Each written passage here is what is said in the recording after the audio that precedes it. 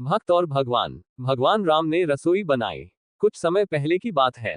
एक आलसी व्यक्ति रहता था, उसका नाम आनंद था। वो दिन भर कोई काम नहीं करता, बस खाता और सोता रहता था। घर वालों ने उससे कहा, आनंद तुम घर से चले जाओ, कोई काम धंधा नहीं करते हो, बस पड़े रहते हो। वो घर से निकालकर भटकते हुए एक आश्रम पर पहुंचा। वहां उसने देखा कि एक गुरुजी है और उनके शिष्य कोई काम नहीं करते, बस मंदिर की पूजा करते हैं।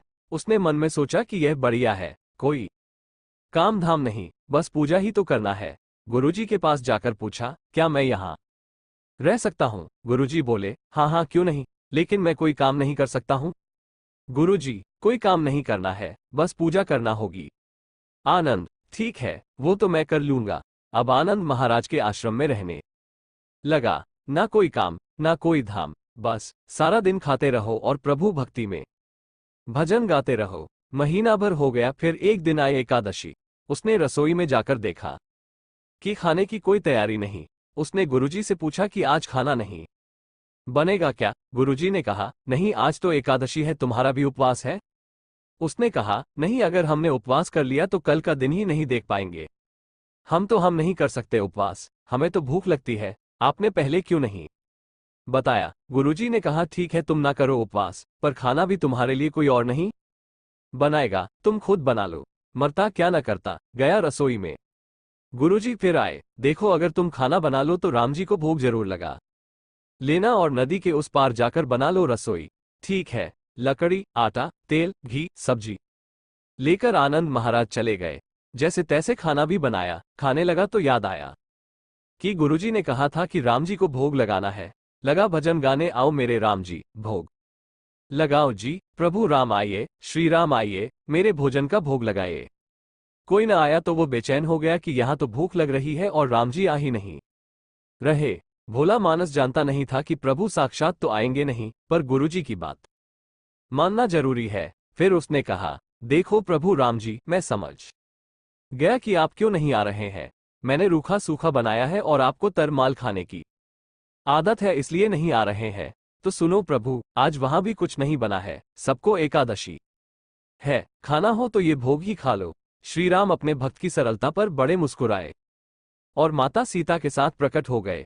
भक्त असमंजस में, गुरुजी ने तो कहा था कि राम जी आएंगे, पर यहां तो माता सीता भी आए हैं और मैंने तो भोजन बस 2 लोगों का बनाया है। चलो कोई बात नहीं, आज इन्हें ही खिला देते हैं। बोला, प्रभु मैं भूखा रह गया, लेकिन मुझे आप दोनों को देखकर बड़ा अच्छा लग रहा है। लेकिन अगली एकादशी पर ऐसा न करना, पहले बता देना कि कितने जन आ रहे हो। और हाँ, थोड़ा जल्दी आ जाना। राम जी उसकी बात पर बड़े मुदित हुए, प्रसाद ग्रहण करके चले गए। अगली एकादशी तक ये भोला मानस सब भूल गया। उसे लगा कि प्रभु ऐसे ही आते होंगे और प्रसाद ग्रहण करते होंगे। फिर एकादशी आए। गुरुजी से कहा, मैं चला अपना खाना बनाने, पर गुरुजी थोड़ा ज्यादा अनाज लगेगा, वहां 2 लोग आते हैं। गुरुजी मुस्कुराए, भूख के मारे बावला है। ठीक है, ले जा और अनाज ले जा। अब की बार उसने 3 लोगों का खाना बनाया। फिर गुहार लगाई, प्रभु राम आइए, सीताराम आइए, मेरे भोजन का भोग लगाइए। प्रभु की महिमा भी निराली है। भक्त के साथ कौतुक करने में उन्हें भी बड़ा मजा आता है। इस बार वे अपने भाई लक्ष्मण, भरत, शत्रुघ्न और हनुमान जी को लेकर आ गए। भक्त को चक्कर आ गए। यह क्या हुआ? एक का भोजन बनाया तो 2 आए आज। 2 का खाना ज्यादा बनाया तो पूरा खानदान आ गया। लगता है आज भी भूखा ही रहना पड़ेगा। सबको भोजन लगाया और बैठे बैठे देखता रहा। अनजाने ही उसकी भी एकादशी हो गई। फिर अगली एकादशी आने से पहले गुरुजी से कहा, गुरुजी, ये आपके प्रभु राम जी अकेले क्यों नहीं आते? हर बार कितने सारे लोग ले आते हैं। इस बार अनाज ज्यादा देना। गुरुजी को लगा, कहीं यह अनाज बेचता तो नहीं है, देखना पड़ेगा जाकर। भंडार में कहा, इसे जितना अनाज चाहिए दे दो, और छुपकर उसे देखने चल पड़े। इस बार आनंद ने सोचा, खाना पहले नहीं बनाऊंगा, पता नहीं कितने लोग आ जाए, पहले बुला लेता हूं फिर बनाता हूं। फिर तेल लगाई, प्रभु राम आइए, श्री राम आइए, मेरे भोजन का भोग लगाइए। सारा राम दरबार मौजूद। इस बार तो हनुमान जी भी साथ आए। लेकिन ये क्या, प्रसाद तो तैयार ही नहीं है। भक्त ठहरा भोला भाला, बोला, प्रभु इस बार मैंने खाना नहीं बनाया। प्रभु ने पूछा, क्यों? बोला, मुझे मिलेगा तो है नहीं, फिर क्या फायदा बनाने का, आप ही बना लो और खुद ही खा लो। राम जी मुस्कुराए, सीता माता भी गदगद हो गई उसके मासूम जवाब से। लक्ष्मण जी बोले, क्या करे प्रभु? प्रभु बोले, भक्त की इच्छा है पूरी तो करनी ही पड़ेगी, चलो लग जाओ काम से। लक्ष्मण जी ने लकड़ी उठाई, माता सीता आटा सानने लगी। भक्त एक तरफ बैठकर देखता रहा। माता सीता रसोई बना रही थी तो कई ऋषि मुनि व यक्ष गंधर्व प्रसाद लेने आने लगे। इधर गुरुजी ने देखा कि खाना तो बना नहीं, भक्त एक कोने में बैठा है। पूछा, बेटा क्या बात है, खाना क्यों नहीं बनाया? बोला, अच्छा किया गुरुजी आप आ गए, देखिए कितने लोग आते हैं प्रभु के साथ।